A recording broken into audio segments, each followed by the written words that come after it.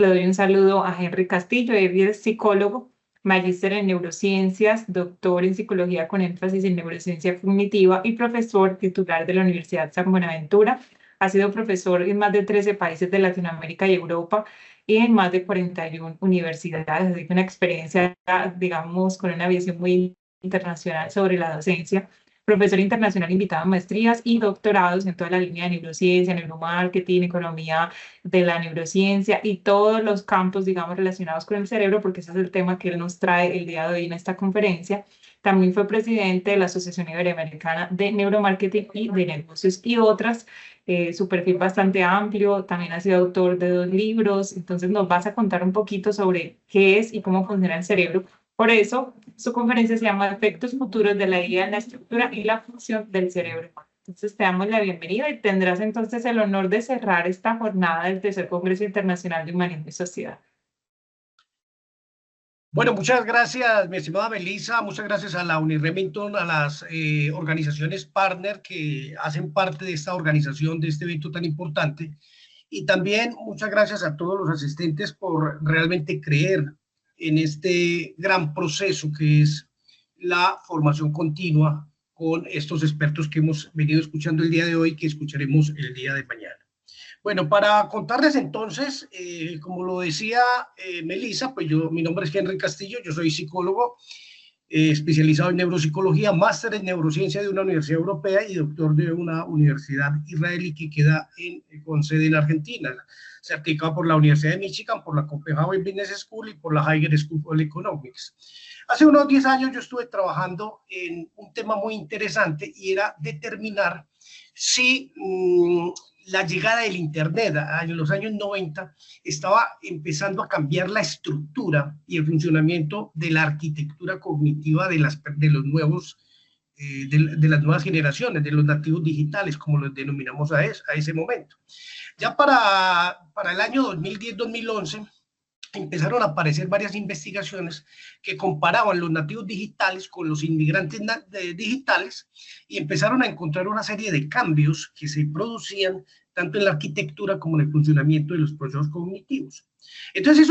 para ese momento era muy importante esa investigación, hicimos un metaanálisis al respecto y nosotros encontramos que realmente se están produciendo una serie de cambios, tanto en el componente cognitivo como en el componente emocional también. Esto era supremamente importante porque eso tenía unas implicaciones muy fuertes para lo que tiene que ver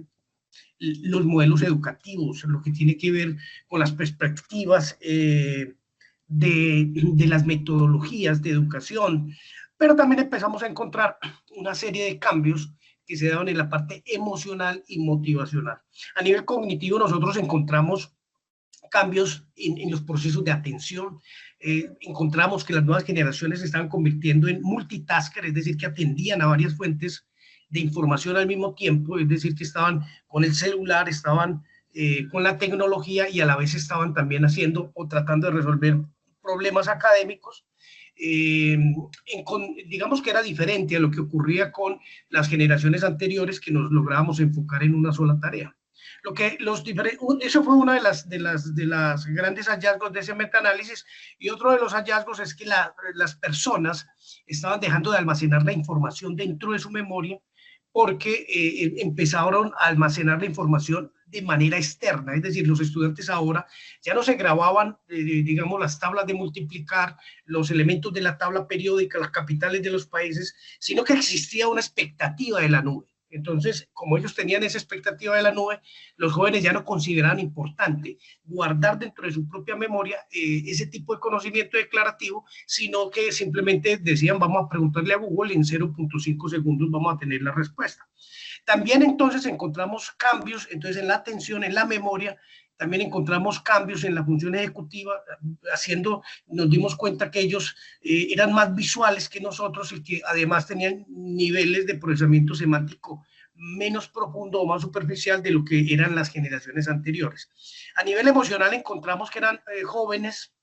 que dependían de inyecciones o drogas de dopamina continuamente para mantenerse motivados, que no tenían capacidad de espera, que no tienen capacidad para diferir el refuerzo y que tienen necesidad de satisfacción inmediata. En este orden de idea, entonces, se empieza a entender que el cerebro,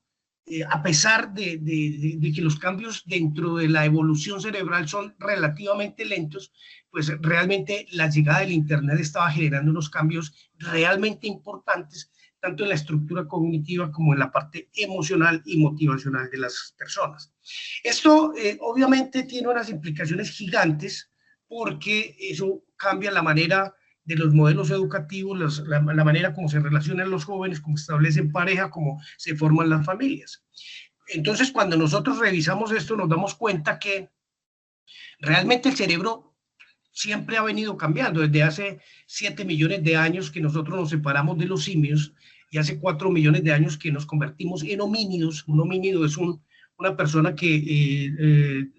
camina en dos piernas, es decir, tiene bipedismo, que adicionalmente a ello tiene un cerebro grande y tiene, digamos, ciertas capacidades sociales. Esos homínidos, entonces, vinieron desarrollándose desde hace 3 millones de años, desde la llegada del Australopithecus, y después del Australopithecus realmente aparecieron otros, como el Homo habilis hace unos 2,8 millones de años, el Homo erectus hace 1,8 millones de años y el Homo sapiens que existe sobre la faz de la Tierra hace tan solo 200.000 años. Es decir, el cerebro ha evolucionado siempre y este momento actual no ha dejado de evolucionar. Y entonces es muy previsible que nosotros estamos enfrentando o estemos asistiendo a cambios que están ocurriendo mucho más rápido en nuestro cerebro de lo que nosotros pensábamos anteriormente. Si nosotros vamos a hacer una pequeña retrospectiva de los grandes sitios que han, digamos, permitido el gran desarrollo del cerebro, es primero la bipedestación que ocurrió hace 4 millones de años, la liberación de las manos que se da con el Homo habilis hace 2,8 millones de años, el uso de herramientas que se da en esa misma época, es decir, de forma contemporánea, el descubrimiento y aprendizaje de gestión del fuego que ocurrió hace más o menos 1 millón de años, el desarrollo del lenguaje gramatical que ocurre hace unos 100.000 años y la creación de la agricultura. Nosotros aprendimos a generar agricultura tan solo hace 13.000 años. También entonces las primeras ciudades se forman hace unos 7.000 años y la alfabetización, es decir, la capacidad de acceder a la lectoescritura tan solo hace 5.500 años. Entonces, la llegada del Internet, de las nuevas tecnologías y en especial lo que vamos a hablar el día de hoy, la inteligencia artificial, nos demuestra que estas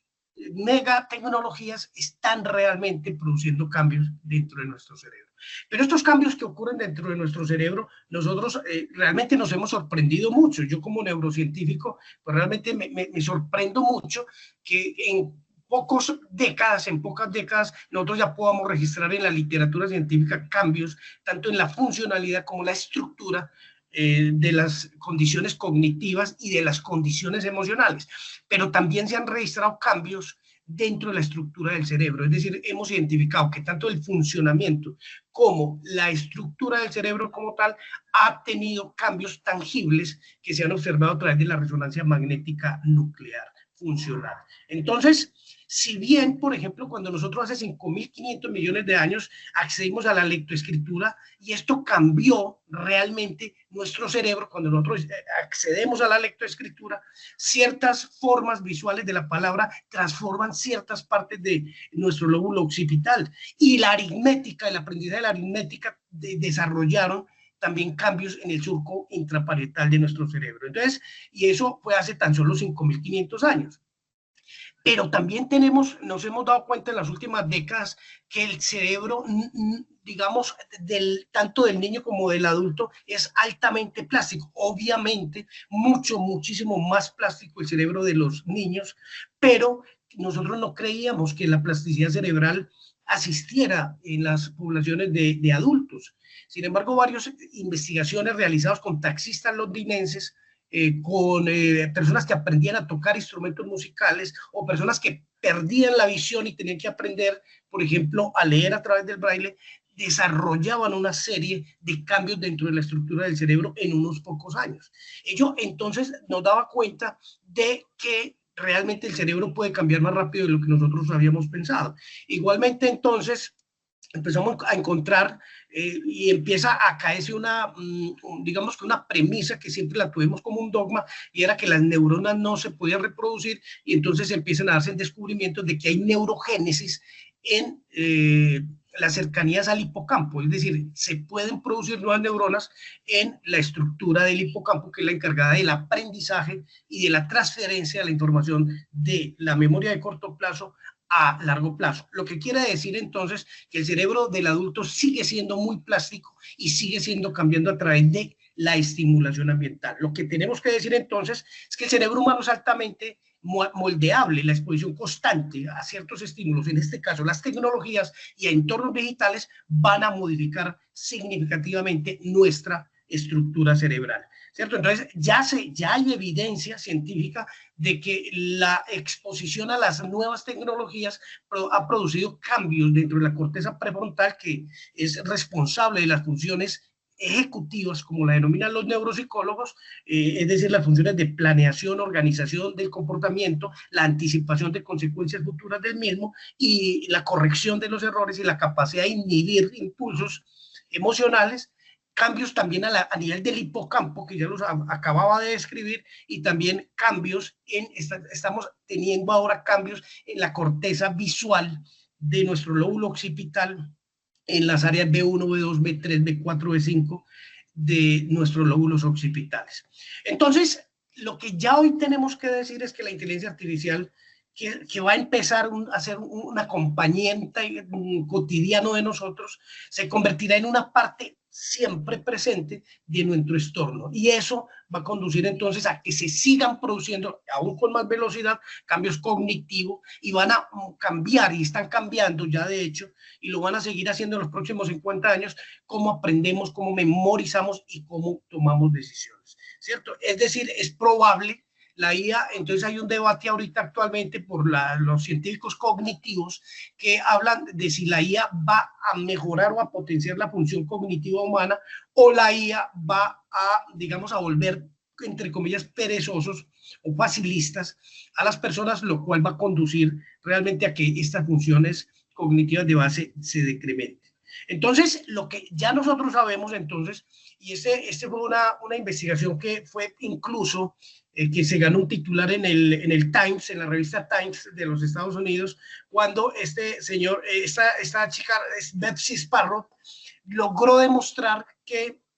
la llegada de Google había cambiado la memoria de los nativos digitales. En esta publicación, que se hace a través de Science en el año 2011, entonces él muestra cómo realmente las nuevas generaciones mostraban cambios, y esos cambios no eran solamente medidos a través de pruebas psicométricas o neuropsicológicas, sino que también hay pruebas biológicas, con marcadores biológicos medidos con resonancia magnética nuclear funcional. Entonces, es un tema muy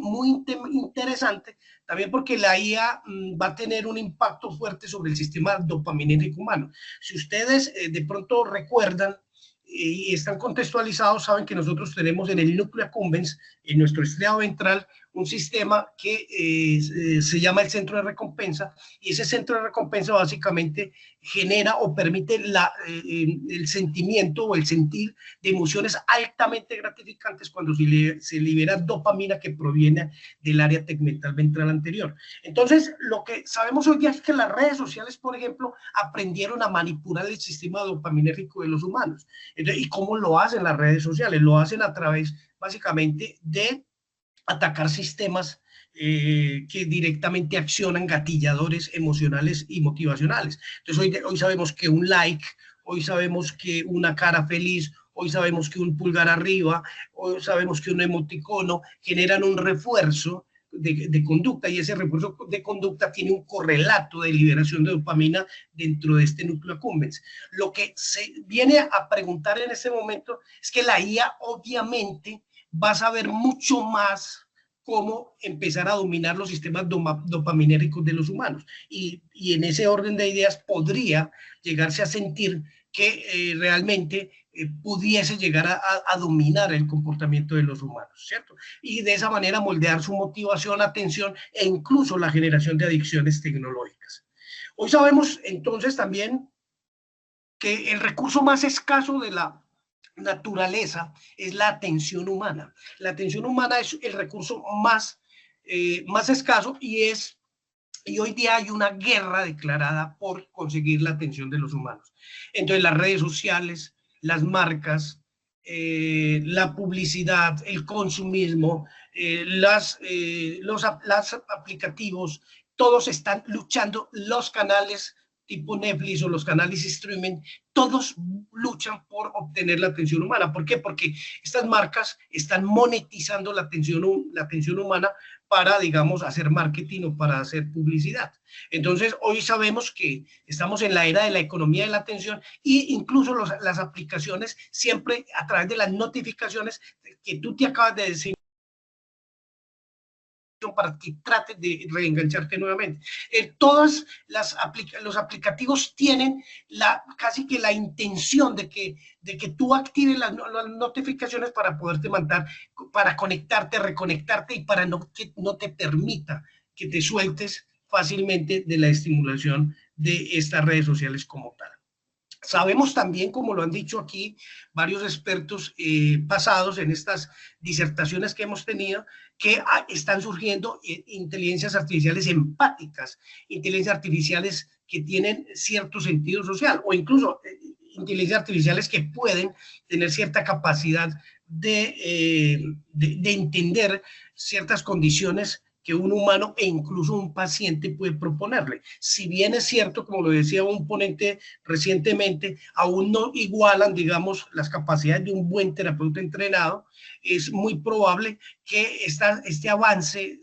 continuo de la IA y de sus sesgos poco a poco vaya logrando cautivar mucho más y a sintonizarse más con las emociones humanas. ¿Esto qué quiere decir entonces? Nosotros sabemos entonces, por ejemplo, que los jóvenes actualmente están disminuyendo fuertemente las interacciones sociales directas y están dándole prelación a las interacciones sociales vía tecnología. ¿Eso qué quiere decir? Nosotros, los inmigrantes naturales, siempre supimos que del goce que era tener una interacción social directa. Pero para las nuevas generaciones o los nativos, digamos, actuales, parece que no se da de la manera como nosotros lo veníamos pensando. Entonces, para ir avanzando, es importante entender que la IA se ha metido en nuestra cognición, que la IA se ha metido en nuestra emoción, que la IA se ha metido en nuestra motivación, que la IA puede generar procesos, hacernos sentir procesos de identificación hacia ella, que la IA puede manipular nuestro centro de placer a través de la liberación de dopamina, que la IA puede generar ciertos contactos sociales e incluso sociales y de cierto nivel de fidelidad de los humanos hacia ellas, y que la IA puede realmente generar y diseñar experiencias que puedan activar vínculos sociales o incluso afectivos a otro nivel. Esto pues tiene profundas implicaciones en lo que va a ser la IA, la vida de los humanos en el trabajo, la IA, la vida de los humanos en los centros educativos, la IA de la vida de los humanos en las relaciones sociales, la vida de los humanos en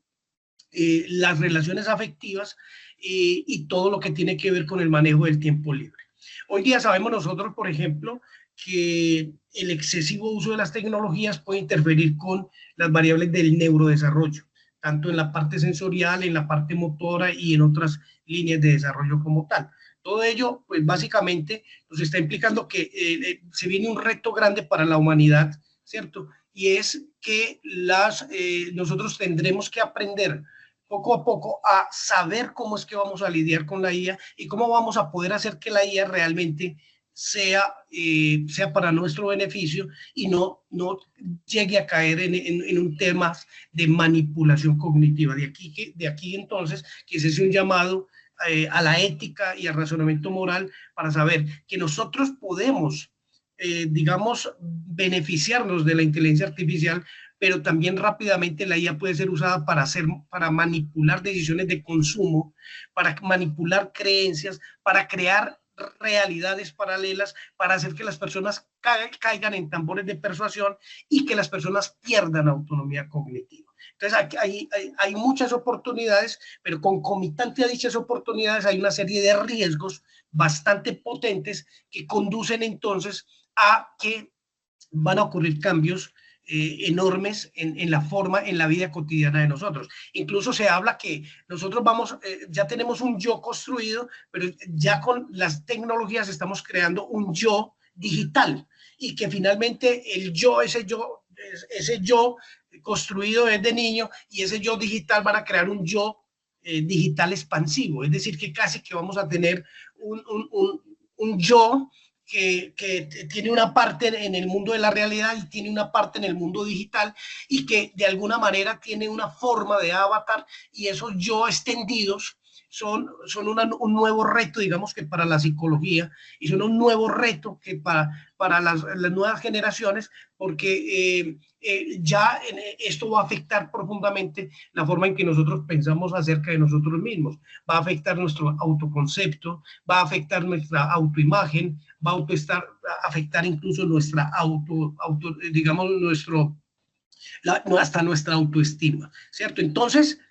realmente hay riesgos también de que perdamos cierta identidad personal, perdamos cierta autonomía en la conformación del yo, que es la estructura de la base de la personalidad, pero son temas que vamos a enfrentar. Sobre esto nosotros no podemos generar, sobre nosotros no vamos a poder generar, digamos, no es posible para nosotros simplemente ignorar este tipo de realidades, sino que las ciencias cognitivas, la psicología, las ciencias sociales, las ciencias del comportamiento humano tendrán que empezar a hacer este tipo de discusiones que hoy y mañana estamos tocando a través de este congreso, a través de este encuentro, a través de estas disertaciones, porque se viene y es que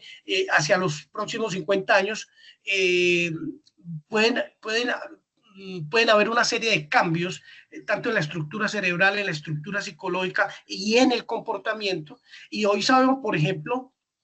que ya el tema de la IA puede servir como un apoyo o acompañamiento de la salud mental, pero también si la IA no es bien utilizada, pues puede haber un aumento de ansiedad, depresión y vamos a enfrentarnos a un concepto que cada vez crece y se reconoce más dentro de los ámbitos sociales y es la soledad digital, ¿sí? Estos temas están completamente relacionados y son las nuevas perspectivas, digamos, que vamos a enfrentar los humanos en cuanto a lo que es el wellness o en lo que es el bienestar mental o lo que es la salud mental, ¿sí? Entonces, realmente lo que se nos viene hacia adelante es que nuestro cerebro va a empezar a cambiar, nuestro cerebro va a empezar a generar cambios en la estructura cognitiva, en la estructura emocional, no va a empezar, ya empezó, ya desde el 2011 con los trabajos de Sparrow, pues ya se demuestra que ya todo esto está en camino, nosotros ya estamos montados. Doctor Henry, me disculpas, tienes 3 minuticos ya para finalizar. Muchas gracias. Ok, bueno, con gusto. Y a partir de esto entonces, sabemos que los nuevos retos que vamos nosotros a trabajar a partir de ahora es entonces cuál va a ser la nueva redimensión de la identidad de los seres humanos en estas nuevas realidades. Será entonces muy importante, una de las cosas que se considera que es fundamental para proteger a los humanos es el desarrollo de habilidades metacognitivas, algo que los neuropsicólogos llaman la función ejecutiva y es la capacidad de pensar sobre sí mismo y tratar de generar un pensamiento crítico que no, digamos, lo haga fácilmente susceptible a los tambores de persuasión social, digamos, a las cogniciones de creaciones de realidades paralelas y narrativas que pueden ser no necesariamente funcionales hacia el futuro. En ese sentido, si pensamos en el cerebro humano dentro de 50 años, pues nuestro cerebro va a ser otro cerebro completamente distinto, igualmente pues una mente completamente diferente, la evolución tecnológica cambiará la naturaleza misma de los seres humanos, pero ya quedará, y la pregunta que queda ahí es, ¿será para bien o será para mal? Pues en gran medida depende de todos nosotros debemos promover una relación consciente, una relación metacognitiva, una relación crítica con todas estas nuevas tecnologías y tratar sí o sí de preservar la autonomía, la identidad y la salud mental de los seres humanos. Con esto entonces, darles gracias por permitirme llegar a su cerebro, permitirme tocar su mente y llegar a su corazón. Muchas gracias.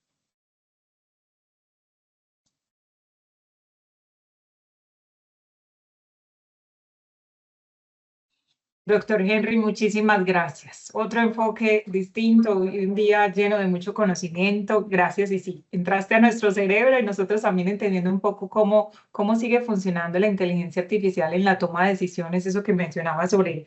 el tema de neuroventas, del marketing, también cómo se usa de manera positiva y negativa, ¿no? Para influir en cada uno de estos cerebros que están bien hiperconectados. Mira, tengo una pregunta por aquí de Fernanda que nos dice, ¿y cómo competimos con esos lazos que están construyendo entre la IA y el humano que pueden ser perjudiciales?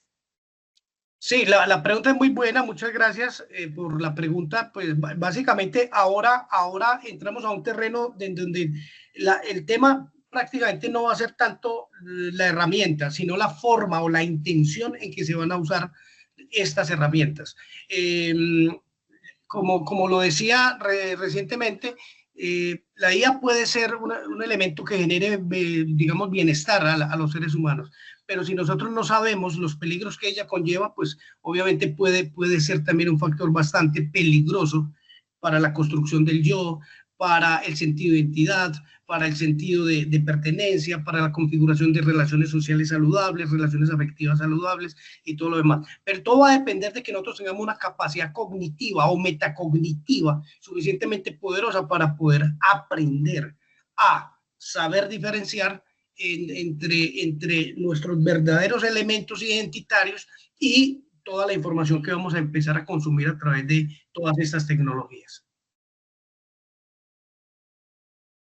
Bueno, muchísimas gracias por tu respuesta. No tengo más preguntas aquí en el chat. Agradecerte a ti y a todos los invitados que nos han acompañado. Otro tema que también seguramente esperamos poderte invitar en otra jornada, que de pronto no sea inteligencia artificial, pero aquí también tenemos otras líneas de trabajo, de conocimiento, en temas de marketing. Gracias, gracias por, sabemos lo valioso que es el conocimiento de cada uno de ustedes, que es un conocimiento que lleva años de experiencia. Eso no ha nacido de la hora, porque sabemos que